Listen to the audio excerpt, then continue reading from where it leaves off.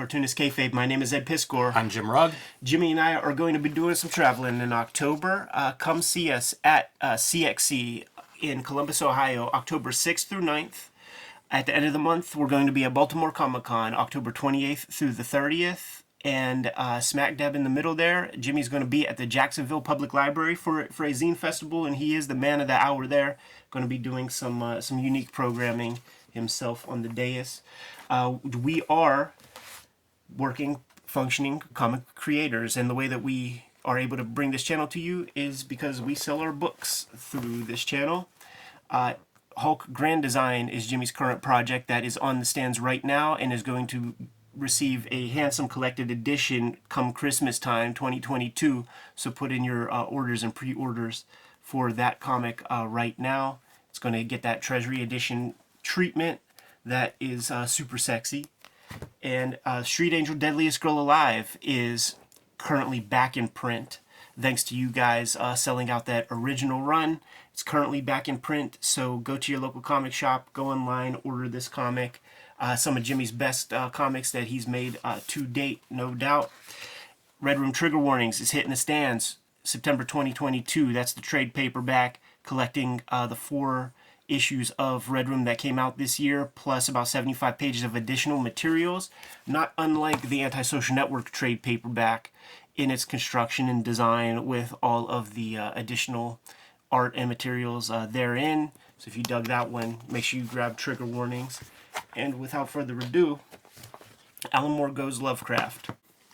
In the Neonomicon trade paperback, which also includes the Courtyard story that he did for Avatar with Jason Burrows on art duties.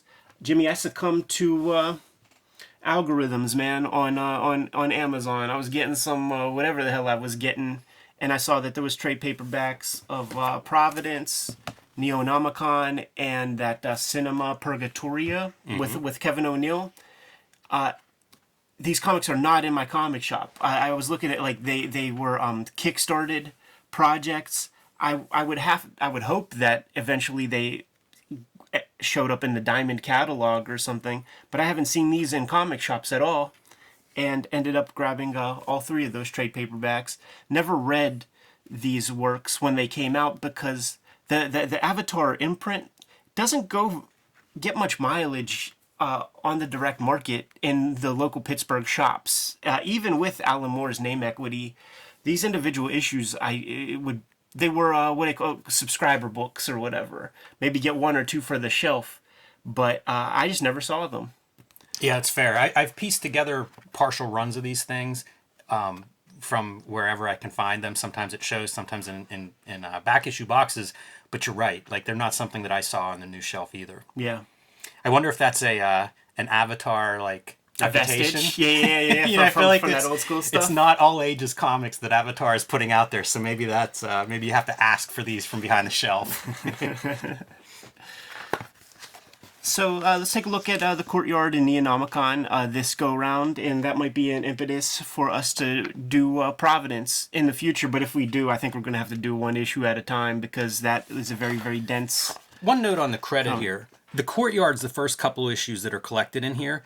This is a story by Alan Moore, but sequential adaptation by Anthony Johnston. Worth noting there just because...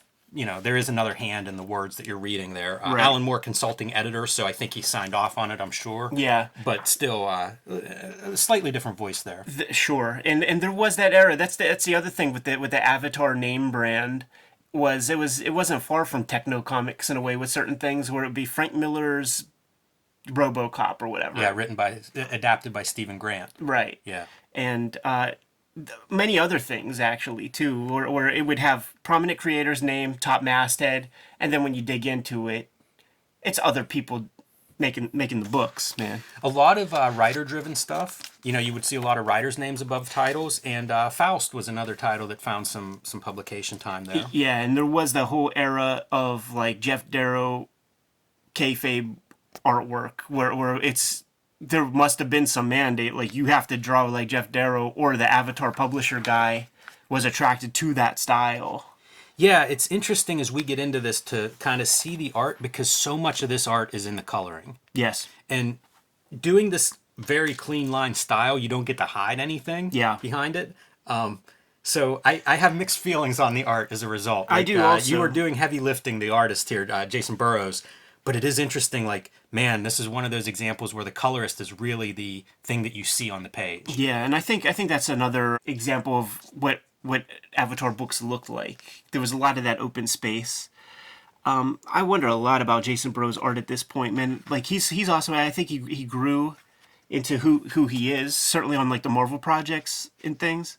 But I feel like there's like a heavy digital component or something, like using some sort of CAD software or Google SketchUp or Poser programs, because a lot of it, there's like a stiffness to it.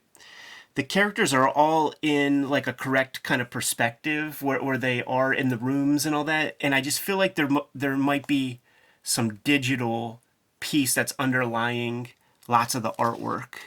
That's interesting. I never even considered that. Now that you say it, like I'm looking at like perspective and figures and stuff. And you may be onto something there. This detective character here, I think it's H.P. Lovecraft cast as more modern day detective guy with all of his foibles, racism, sexism, all of that built into this guy. So it's sort of implying that it's Lovecraft himself who's going to meet the Dark Ones or whatever. He's on a case, and he's undercover. Yes, and he's in this. It's not a halfway house, but man, it's a pretty scummy place where he's staying. Yeah, talks about this super thin walls, sharing a bathroom with this woman who, I guess, has some problems of her own, and defecated in the sink. Yeah, something he's not thrilled with. Understandably. That's not what you want to see when you go to brush your teeth. And these guys who do these kind of cases, you can't do these kind of cases for very long and maintain your sanity. Yeah, it reminds me, there was a movie where it was like two undercover cops. They were in the narcotics, that's what they were doing, but it's the same deal where it's like you're getting stuck in this world of deep undercover. I was just being in that universe period. There's the guy who wrote Mindhunter, the John E. Douglas, whatever.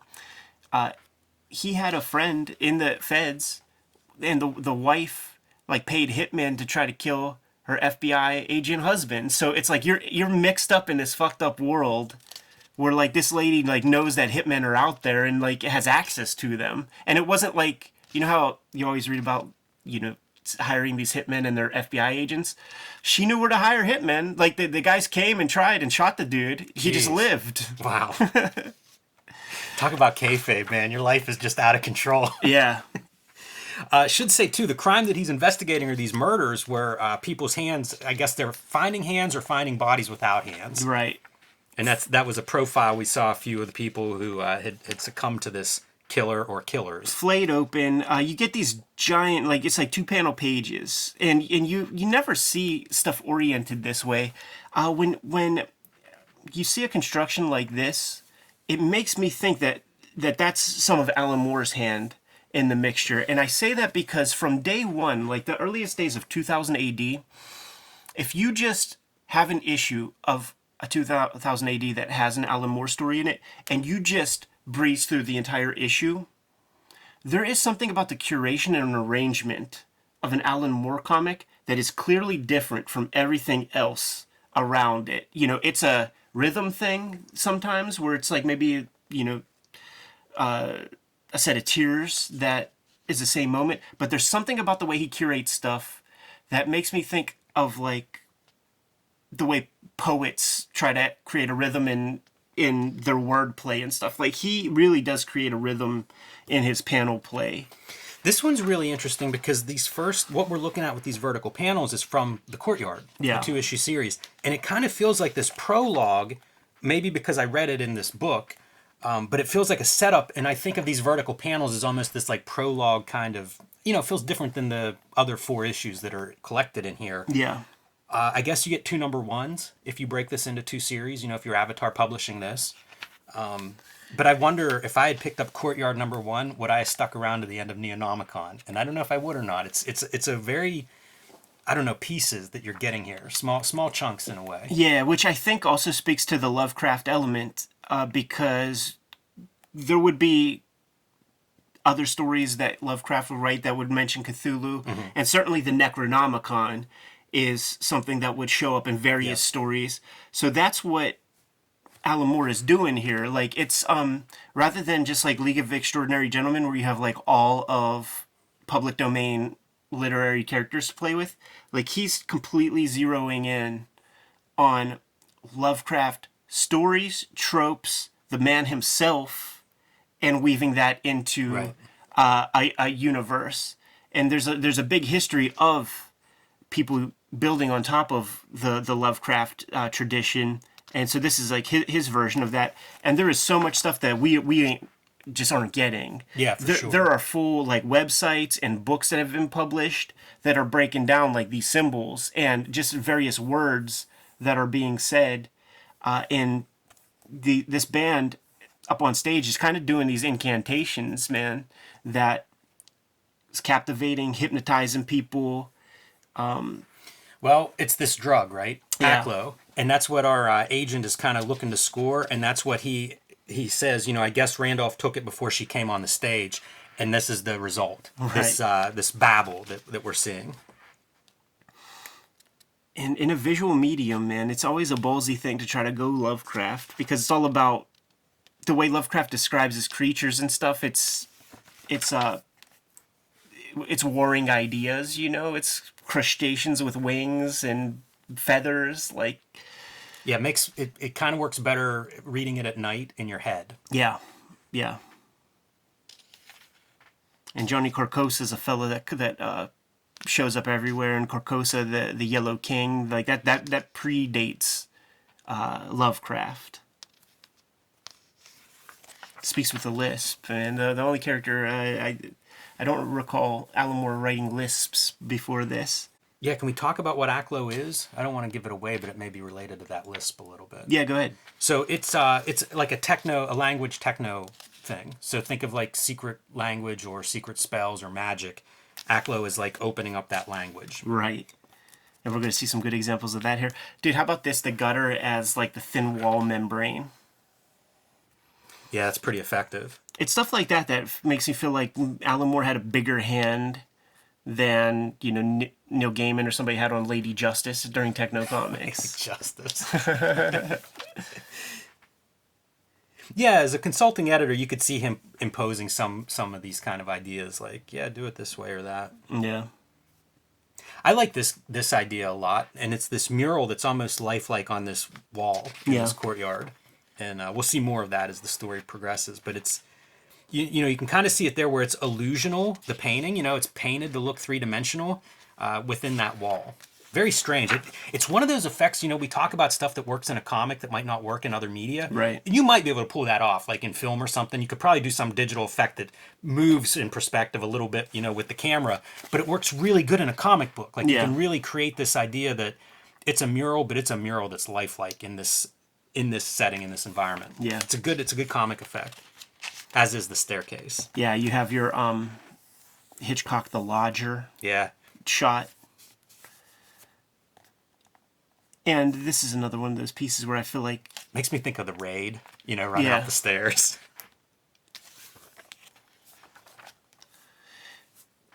Got Johnny Carcosa's mom, and she's like those, what they call the Batrachian people that exist in Lovecraft world, which when you look in a dictionary of what the fuck does Batrachian mean, it means like frog-like.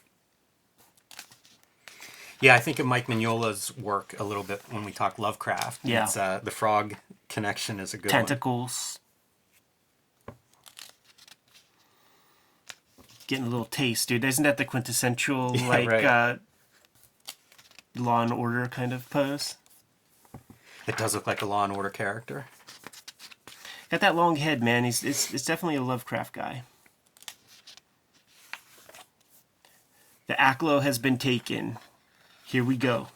Homeboy's going to go off the rails.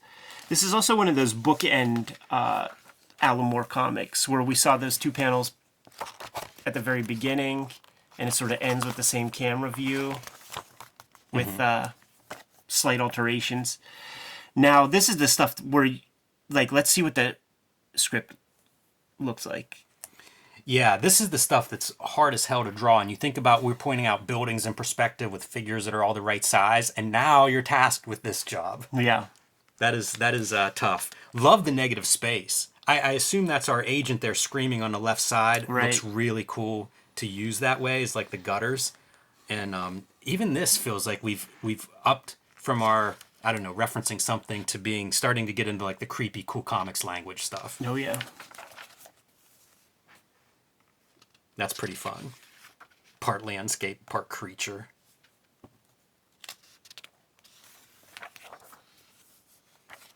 You know, you talk about Aklo as a language, lost colors, forgotten intestines. Like, it's kind of cool. I love this stuff. This is one of the elements of magic that I find attractive, is this idea that different language could describe things that we don't experience otherwise or don't think about otherwise. Yeah. And that makes total sense to me, and it's cool to see that playing out in an Alan Moore comic. Right. I think right here is like our Dagon guy who will show up in Neonomicon. Yeah, but all those characters kind of have that queasy feeling, don't they? Oh shit! And this guy, like, just like looking at his kind of King Tut goatee thing, I think that might be the writer of the Necronomicon. I forget what his name is, but it's mentioned in like so much of the Lovecraft stuff. So when you see that humanoid figure amongst all this, like, he must be the guy. Seeing these like orbs makes me think of Kirby's Fourth World, Right. which I love. I love if there's some kind of connection, you know, this shared ideas of ancient gods and new gods and stuff way beyond the human experience. Because he would have read that shit. Like, you know, if his is the new gods, like the old ones, that is Lovecraft. He talks about the old ones, That's the old so gods. fascinating. I've never thought about it Me ever neither. before. It's like Fourth World connected to H.P. Lovecraft old gods. That's great. Wow. Now he's coming out of his DMT haze. And the wrap-up sequence, man. You know what? He uses DMT to open up himself to Aklo. That's like Right. the like I don't know, getting in the right frame of mind or whatever. Makes me wonder about Alan Moore, because he's written about stuff like snake gods and things like that. And I think some of that stuff, and I don't know about him specifically, but I think people often use drugs to kind of unlock communication with this kind of other beings. Right. Yeah, makes sense. And Moore discussed doing acid every weekend for like over a year one time.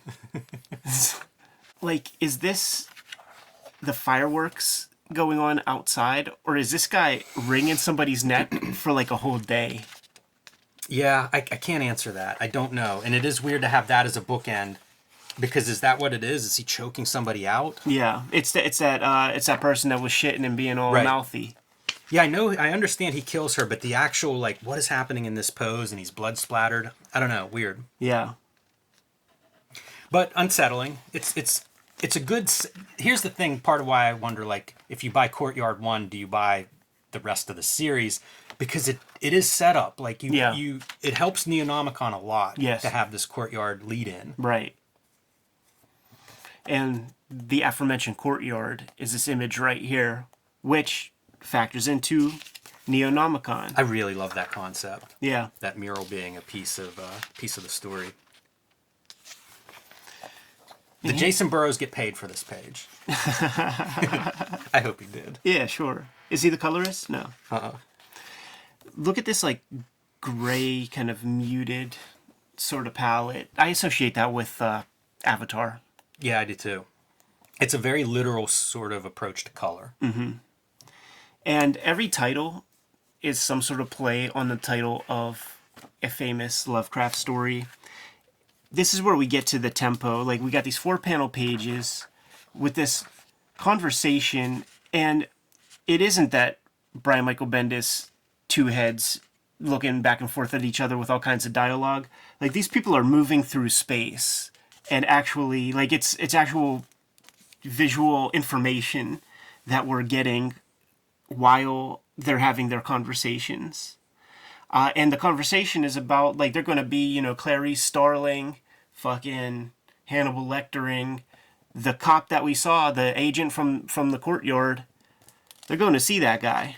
You know, I think there's a dropped piece here, too, because as they're going along, our guard is like, he's down at this end, everybody on this wing, they're all cases like your friend. And she's like, you mean they're violent patients? And he's like, no, they cut people's hands off and carve their torsos into shapes. Like, hey, feds, interview everybody on the wing. There could be a lot of clues here. Boy, John Hamm's playing this guy, right? Oh, yeah, sure. Sounds good. Yeah, perfect. The wizard casting couch. This is the stuff, too, where I'm like, is Jason Burrows using these, like, some sort of programs or something to create these characters into space? Certainly when we see them at the store and things later on. He's speaking in tongues now. Like, our guy is fully touched. He's completely around the bend. Speaking in tongues. Which is the other danger you hear about fooling with this kind of magic and with beings from other sides. Like, you really don't know what you're getting into, so maybe don't do it. Lovecraft is such an asexual human being, and there's never any kind of sex component in any of his work, though you can make arguments about the tentacles and all that kind of shit, whatever. Go Freudian with it. But injecting this character who's, you know, it's a woman, super feminine, but also dealing with, like, sex addiction issues. I think that's clearly a more thing, trying to, like, inject, like, a sexual being. Like, this is, like, what he's bringing to the Lovecraft universe. Inject a sexual being into this universe. I bet you this is modeled on something. Yeah. And, you know, I think it's an argument against perfect perspective. Mm-hmm. Because I've seen, like, I've tried doing this kind of perspective, you know, really ruling off your lines and everything.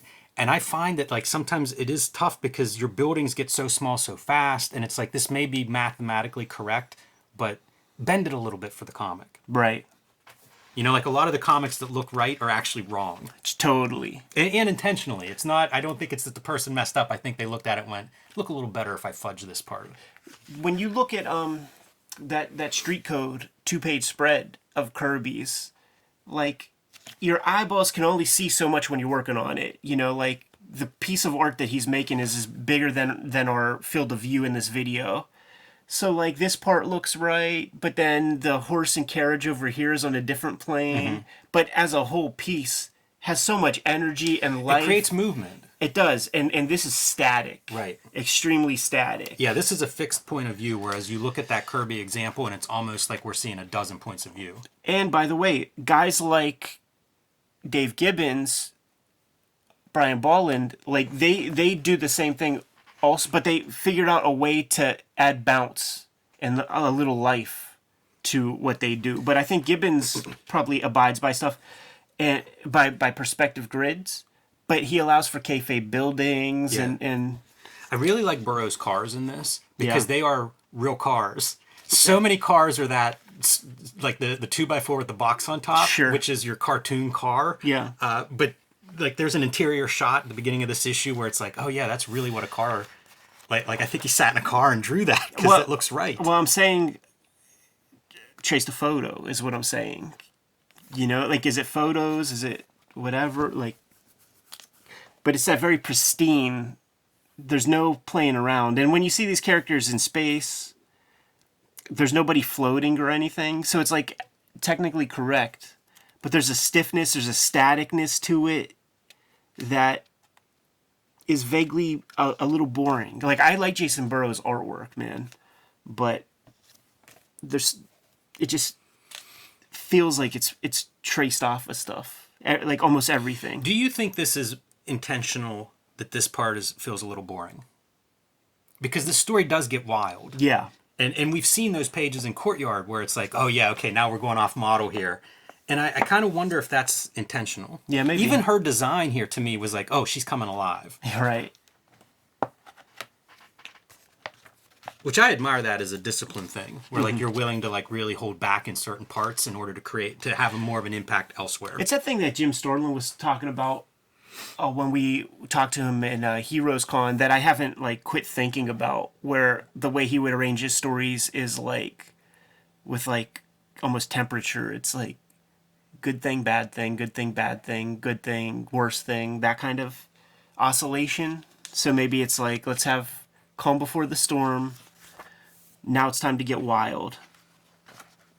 It also encourages looking closer at the art. Yeah. And this is the first moments where we get big panels, and of course they're on the page turns. So the raid is on a page turn. Makes a lot of sense.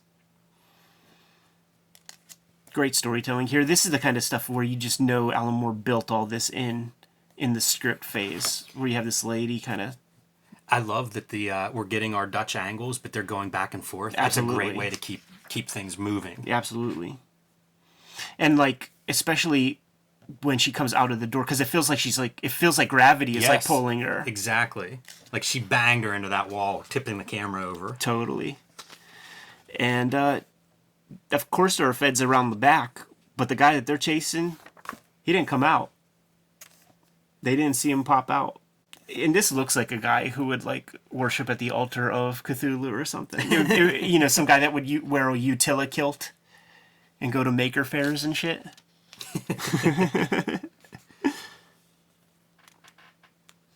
This haircut has become the Karen haircut of 2022, by the way, man. Is that true? Oh yeah, like a smaller version of it, but right. When you see those ladies rocking that, I thought it was a cool haircut design on here. Listen, man, we're dated now. We're older dudes. This is 2011, though, man. Burroughs ahead of the curve.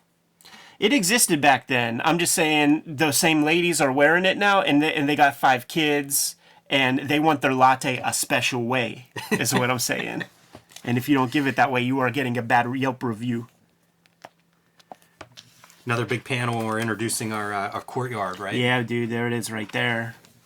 And we saw that Batrachian Carcosamon figure. Well, here she is right here, dude. And you get to see that little pink snapper in the middle. Yeah, it's an unpleasant image all around. Unwedded herself a touch. And you see, like, we don't got to be Dexter to imagine that she took a couple whacks to get through whatever that important vein was. I was picturing it was the heart beating out the last of the blood. Yeah. Squirts. Man, I remember wrestling and watching dudes, like, whenever they'd cut themselves, and if they'd hit one of these blood vessels, and it would pulse. Oh yeah, I mean that would be on Monday Night Raw. That's mass transit. Like when he's laying there, and it's like so disturbing. Old Faithful. Oh yeah, my brother said like what they call it, like you gig yourself, and then you got to do the poop face, because when you strain your face, it pushes the blood out faster. Good to know. This is the great gimmick of our wall mural. Yes. This mural looks realistic, especially in a comic where everything is drawn so you can make it look as real as the stuff that's supposed to have depth. And now our character who's interacting with them disappears as part of the mural. Yeah, dude. And when she touches it, it's just Wet chalk. paint. Yeah, like it's so cool, man. Yeah, so awesome. That's a great conceit. I'm surprised I haven't seen that 1,000 times in comics. It's such a smart move.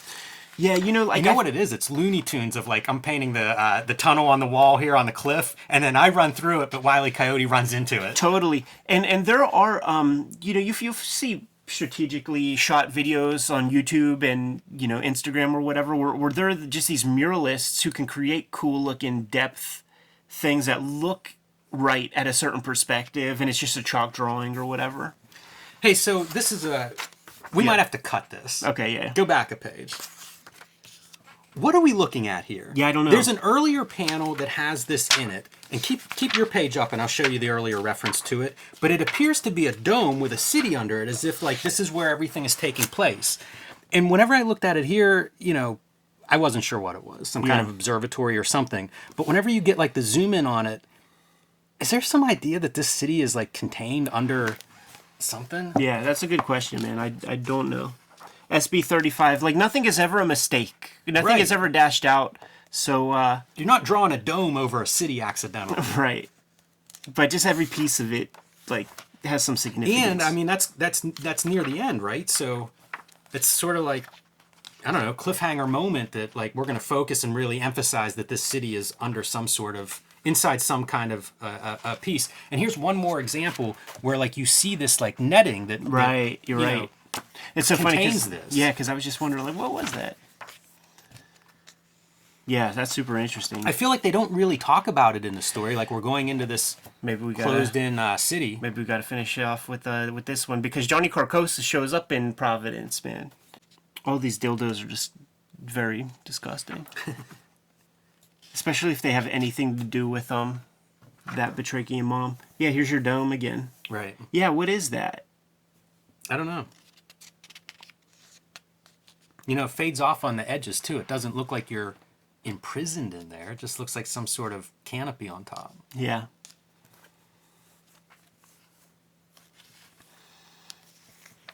The FBI peeps that we saw at the very beginning, they're pretty close partners, man. Yeah, I'll say. And the fella has a wife at home and is like, yeah, she doesn't care. This feels like the story you're telling about the wife at home that's sending the hitman out. Right. Like, Could be this couple. Yeah, Could be based on that story. Like this lady, she's talking, like, you know, she had all that sex addiction stuff. Like, you think that she's tempting fate or something right there? And they are heading to follow up on those dildos. This is where they originate from, this shop in Salem, so they're going to track it down and see what they can find.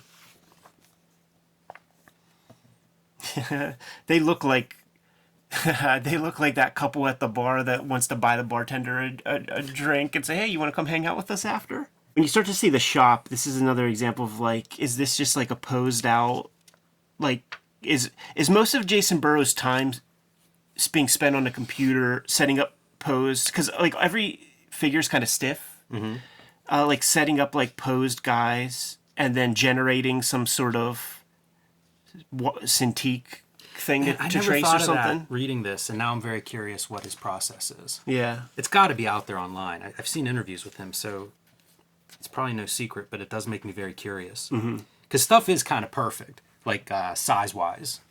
Right. And where the guys are in space, like how they're on the ground. Nobody's floating.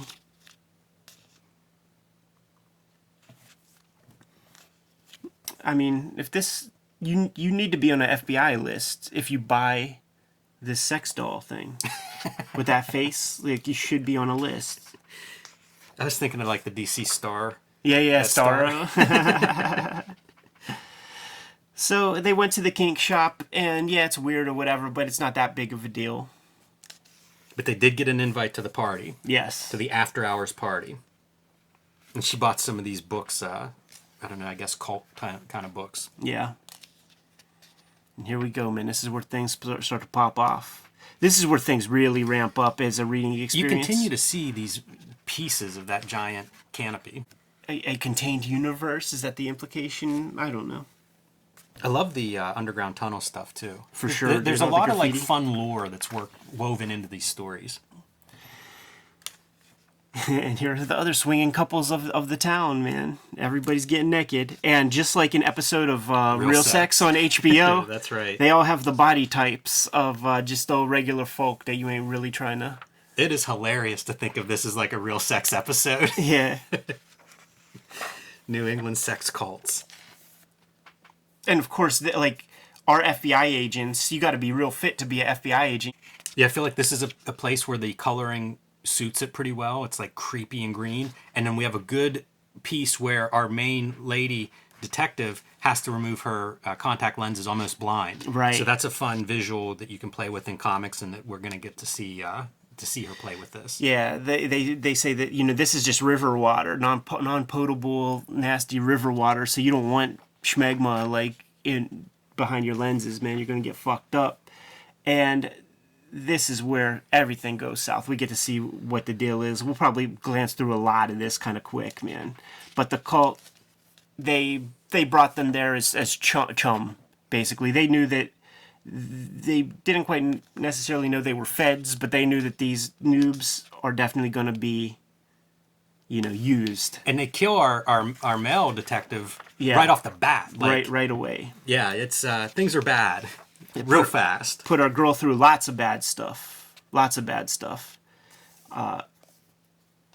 Everybody's all sexed up. They let forth their little demon guy, and you see these ladies trying to satisfy their big demon guy on the very last page there. Yeah, and how about you're making a comic with this demon creature, and you don't actually show the guy. There's no money shot. This is what you're left with at the end of the issue. That's a great end of an issue. Totally. If that doesn't make you want to see this thing, I don't know what you do. And by the way, this can be the end of like almost every Lovecraft story is you just see this indescribable thing coming towards you.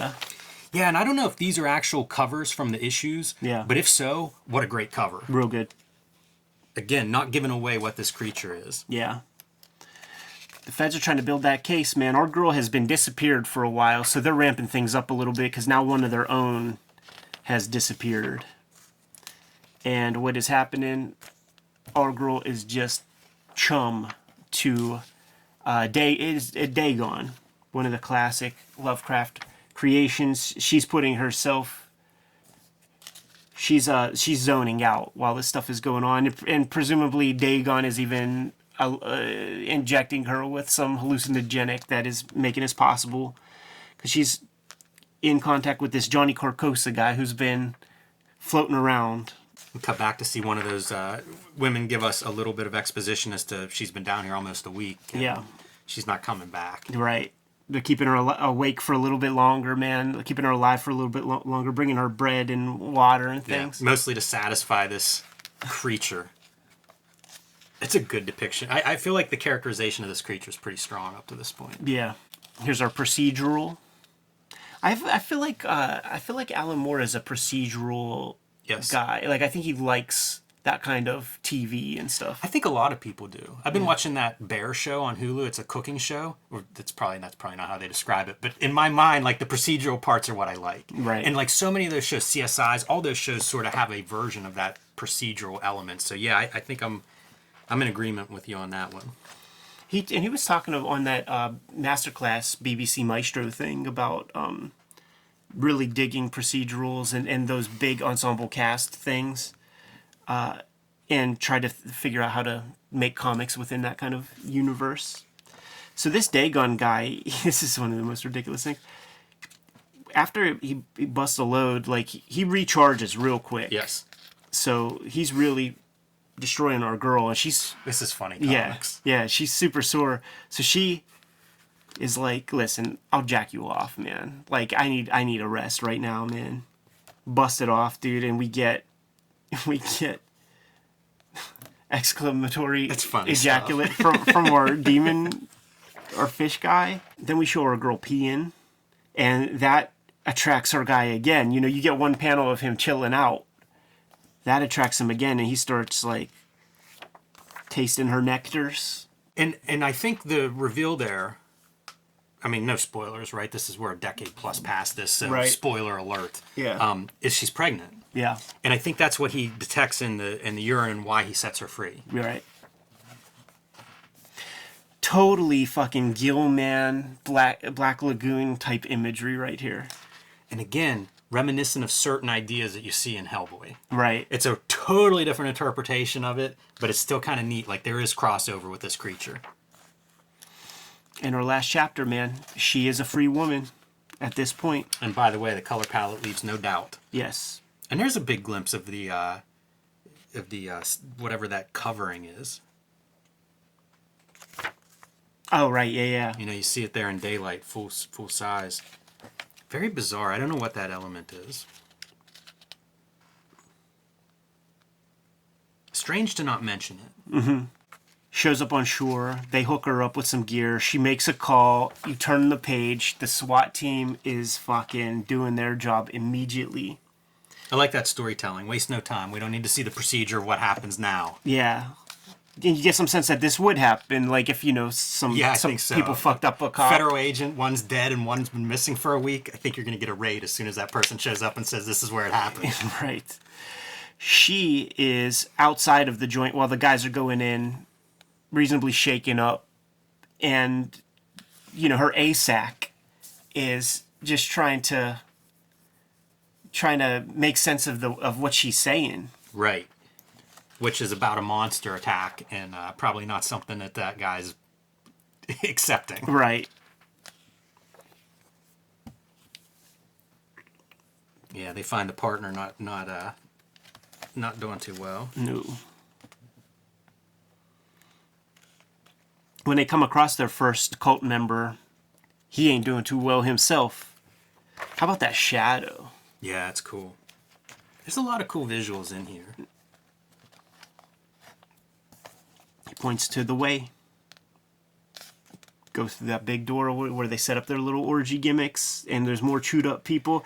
Everybody who is established, you get to kind of see their fate. Right. Man, it's grisly too, like intestines and things hanging out, a decapitated head. It becomes a full-on Avatar comic, you know, like Right. that's the homework. Yeah, monster comic. It's surprising too that this kind of stuff hasn't been translated to the screen. Yeah. Feels like it would really lend itself, and a lot of filmmakers would enjoy playing with this kind of a creature. This is amazing. Like, this is such a great moment in a comic that they just slaughter this monster. I feel like that's not something you ever see. And also, like, the world changes the day that the FBI kills this creature, right? Right. She goes in when it's all cleared out, dude. And there's this very interesting moment, nonverbal. This is the part that would really get fucked up if it was a Marvel or DC comic or something, because we would know everything that she's thinking. We would know, you know, the relationship between the two. Yeah, good storytelling on Burroughs' part that you don't need any words on that spread. And she's now highly educated in this world of speaking in Aklo tongues and whatnot. So she's going to give it another go at our fella from the Courtyard book. Have a little chit chat with our guy, and it's mano y mano at this point. She can speak in the exact tongues, and that knocks him out of the gimmick. Or is this us reading Translated? Yeah, I don't know. Yeah. Going back and forth. That's a fun business that she didn't learn, and it's just been coming to her lately. Right. It's like, you know, sexually transmitted. Kind of weird ideas here. Like how the lettering changes to support that in some way. Yeah. It's a really small detail. Because I don't think we see that lettering anywhere else, really. And give up the ghost. There it is. Our Lady is with child, and it might have tentacles. So I have not read Providence. Does Providence carry over this storyline? I don't know if it carries over the storyline, and I haven't read it either. But Okay. I have it, and I think that we should read it. But I think you see Johnny Carcosa in here. Yeah. And it's certainly, this is the past. So I don't know, Jimmy. But I think it's worth investigating. You know, we often end these shows and it's like, oh yeah, this makes me want to read the next piece. This makes me want to read the next piece. Yeah. So compliments to the creators as far as that goes. Some of the images in the background are really fun too. I have no idea what they would have been from, but I mean, like, looks like you had fun drawing it. You know? Possibly end papers or, you know, front. Yeah, it could be. Inside Maybe cover, back deluxe cover. wraparound covers. I think that's something that you would see with Avatar, be some cover variants and things. That cop is really creepy looking. Straight out of Dead World.